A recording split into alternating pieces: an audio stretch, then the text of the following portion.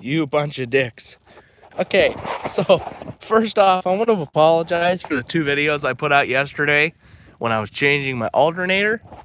You couldn't even A, hear me, and B, you couldn't even understand what I was doing because the audio would cut out and it'd be like,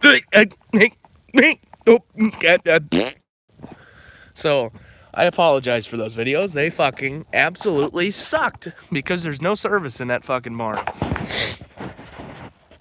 I had like 1 bar in between 3G and LTE. But yeah, so, oh fuck.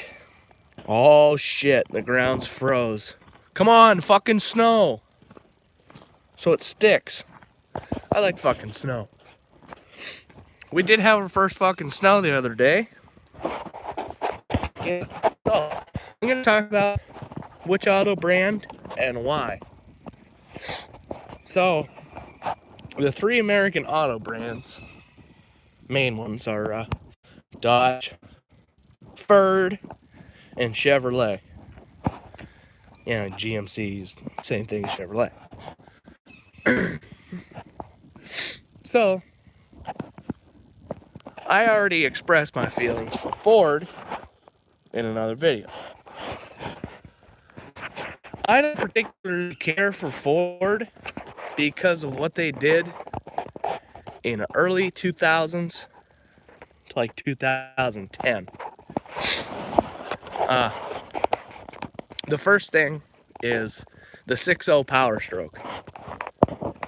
Now I know everybody comments, oh, those are great fucking motors. No, they're not. Jesus Christ. Even when you bulletproof those fuckers, they're only good for pulling. Because you can put a shitload of horsepower through that for about, I don't know, 30 seconds. I'd feel comfortable doing that. But they're not a good fucking daily driver. I mean, bulletproofed are a little better. But the original ones with fucking bad head bolts, bad head gaskets, everything else was just fucked. Ford, you can't tell me that they weren't at International's fucking table when they designed that motor. So yeah, if you didn't know that, the early Ford Power Strokes, all the way from the 6.9 to the 7.3 IDI, 7.3 turbo diesel, 6.0, and the 6.4 liter Power Stroke were all designed by International. So yeah, Ford couldn't even make their own motors, which I know neither Dodge or Chevy makes their own motor. But yeah, they put out the 6.0 Power Stroke and the 6.4, and they put them out knowing that they were going to have issues. And once the problems started coming out, they would still put them out. They would fix them, kinda, but they would never make it right with the customer. And that ain't right. For how much you pay for a vehicle nowadays, even back then, it was like $35,000, $40,000 for a fucking truck with a 6.0 in it. That's bullshit, man.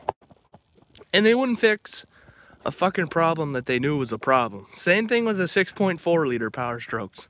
You had to bulletproof them, you know, stud kits, head gaskets, because the head bolts failed.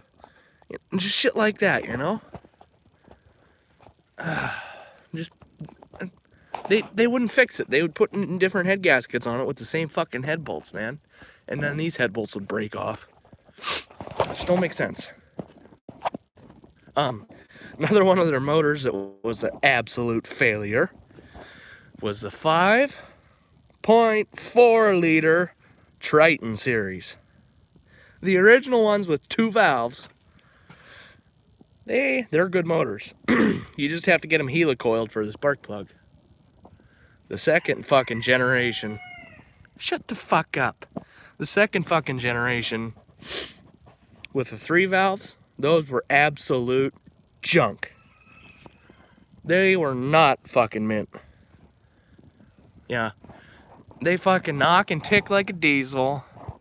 My neighbor had one, and we put fucking the cam phaser solenoid in there. Shut your ass. We put the cam phaser solenoids in there, the one that injects oil into the cam phaser, and It fixed it for about a day. And then it started tick, tick, tick, tick, tick, tick, tick, tick, knock, knock, knock, fucking piece of shit fucking sucks dick. Yeah. Anyways, I don't like Ford for those reasons. I mean, when they came out with the 6.7 Power Stroke, it'll never be... Shut your ass.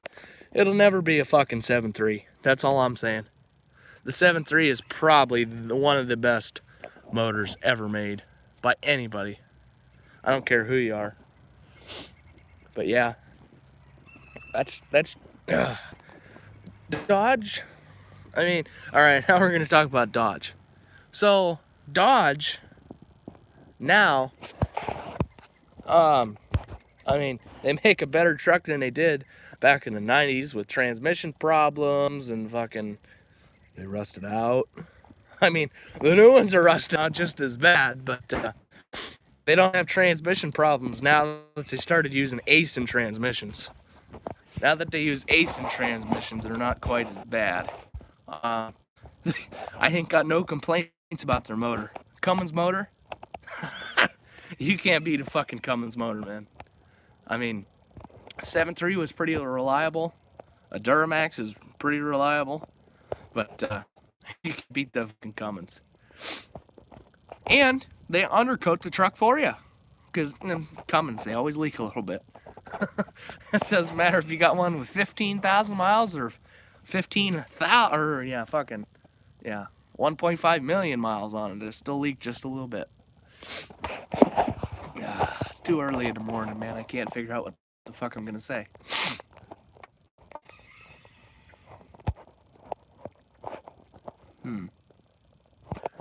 Yeah.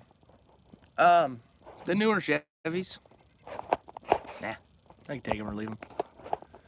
The older Chevys, when they still use the LS motors, those were mint. Now these new ones, they go to Ecotec. I don't like them. If they still put an LS motor in a Chevy truck, I'd buy it. Not to say I wouldn't buy a new Chevy. But yeah. my old Chev, she still chooches like a bastard, and it's 192,000 miles. I took the timing chain cover off and I pushed on the timing chain, and it couldn't have had more than about 1/4 of an inch of wiggle. Fucking mint. But yeah, that's just how she goes sometimes. Yeah, I just don't care for Ford the way that they treated their customers for with the 6.0 Power Stroke and the 5.4 Triton. If you find a 5.4 Triton 3-valve that doesn't tick and knock, it's got a fresh motor rebuild. That's the truth. And them fucking things, my neighbors blew up at 120,000 miles because the fucking cam phasers ate the cam out, fucking valve dropped and fucking hit the piston. Junk. And it did that on 3 cylinders on the right bank. It was all drive. So we drove it to a dealership over in Ohio, and he bought a Toyota Tundra, and they traded him $8 grand for his other truck. So, fucking dumb bastards. That Toyota Tundra, that's fucking mint. That's what I will say. If I was gonna buy a brand new truck, I'd probably go Toyota. They're fucking nice. That fucking Tundra.